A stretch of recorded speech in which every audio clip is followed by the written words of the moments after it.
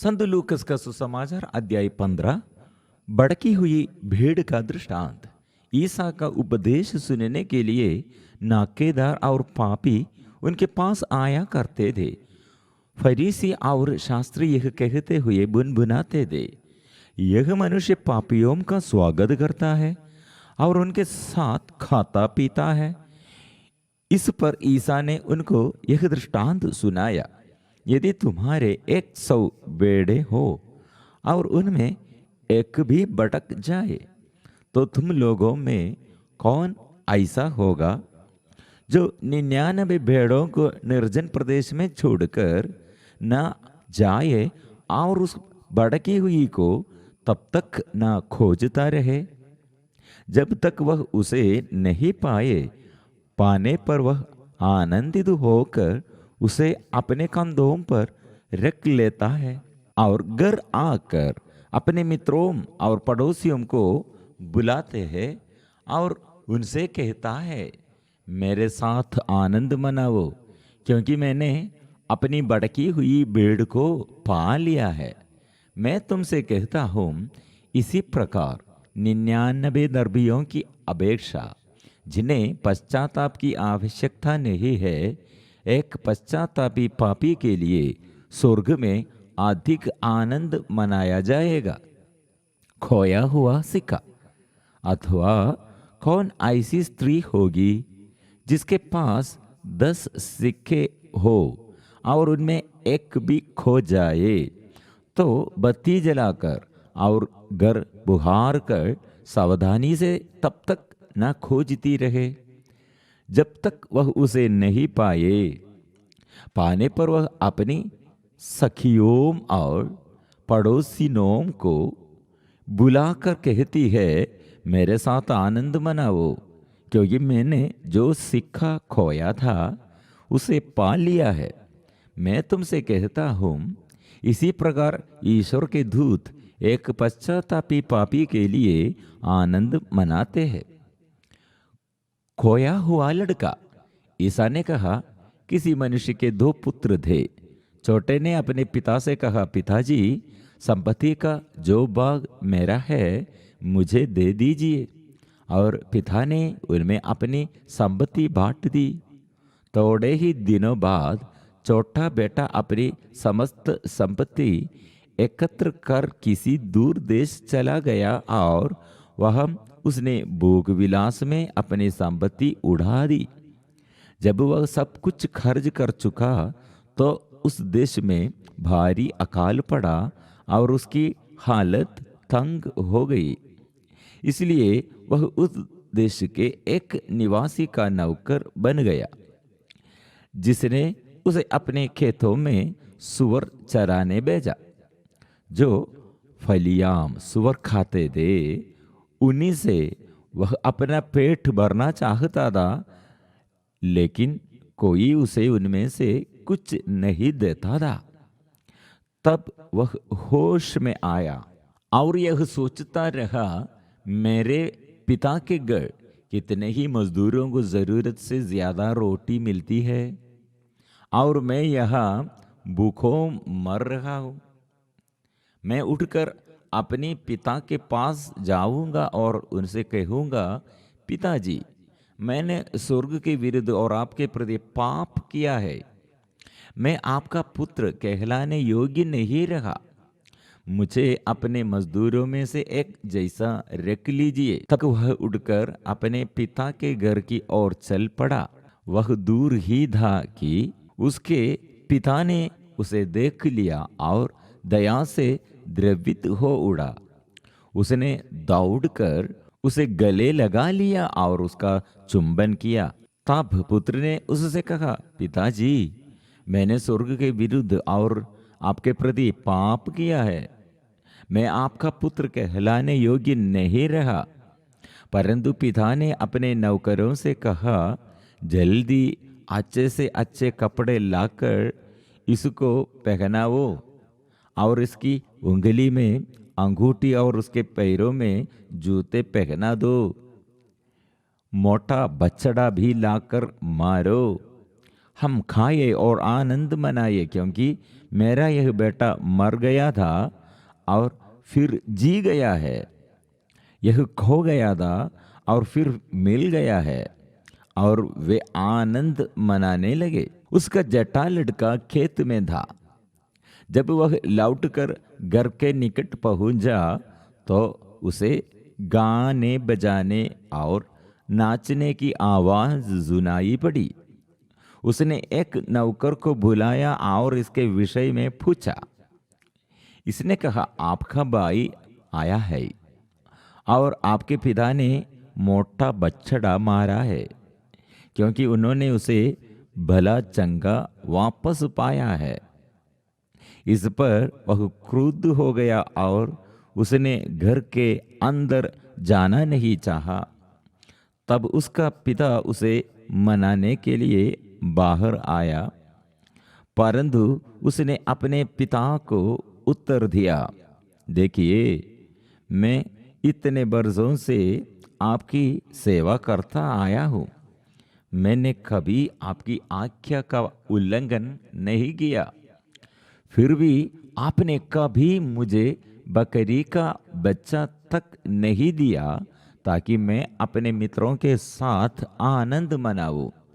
पर जैसे ही आपका यह बेटा आया, जिसने वेश्याओं के पीछे आपकी संपत्ति उड़ा दी है, आपने उसके लिए मोटा बछड़ा मार डाला है। इस पर पिता ने उससे कहा, बेटा, तुम तो सदा मेरे साथ रहते हो और जो कुछ मेरा है वह तुम्हारा है, परंतु आनंद मनाना और उल्लसित होना उचित ही था, क्योंकि तुम्हारा यह भाई मर गया था और फिर जी गया है, यह खो गया था और फिर मिल गया है। संत लूकस का सुसमाचार अध्याय 16। बेईमान कारिंदा। ईसा ने अपने शिष्यों से यह भी कहा, किसी धनवान का एक कारिंदा था। लोगों ने उसके पास जाकर कारिंदा पर यह दोष लगाया कि वह आपकी संपत्ति उड़ा रहा है। इस पर स्वामी ने उसे बुलाकर कहा, यह मैं तुम्हारे विषय में क्या सुन रहा हूं? अपनी कारिंदगारी का हिसाब दो, क्योंकि तुम अब से कारिंदा नहीं रह सकते। तब कारिंदा ने मन ही मन यह कहा, मैं क्या करूं? मेरा स्वामी मुझे कारिंदगारी से हटा रहा है। मिट्टी खोदने का मुझ में बल नहीं, भीख मांगने में मुझे लज्जा आती है। हाँ, अब समझ में आया कि मुझे क्या करना चाहिए, जिससे कारिंदगारी से हटाए जाने के बाद लोग अपने घरों में मेरा स्वागत करे। उसने अपने मालिक के कर्जदारों को एक एक कर बुलाकर पहले से कहा, तुम पर मेरे स्वामी का कितना ऋण है? उसने उत्तर दिया, 100 मन तेल। कारिंदा ने कहा, अपना रुखा लो और बैठ कर जल्दी 50 लिख दो। फिर उसने दूसरे से पूछा, तुम पर कितना ऋण है? उसने कहा, 100 मन गेहूं। कारिंदा ने उसे कहा, अपना रुखा लो और 80 लिख दो।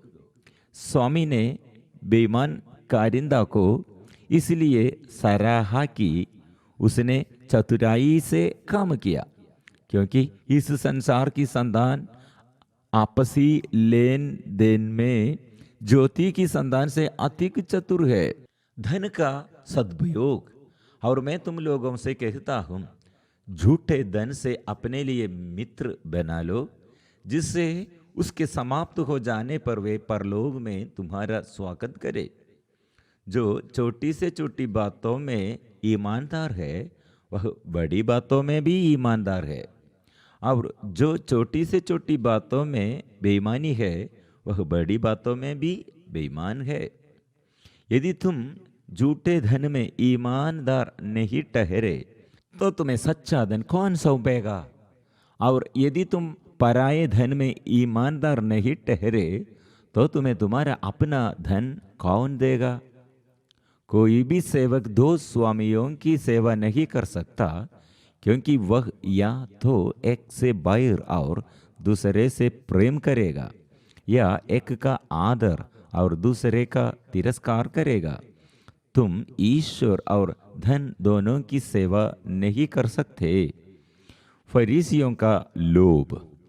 फरीसी जो लोभी थे, ये बातें सुनकर ईसा की हंसी उड़ाते हैं।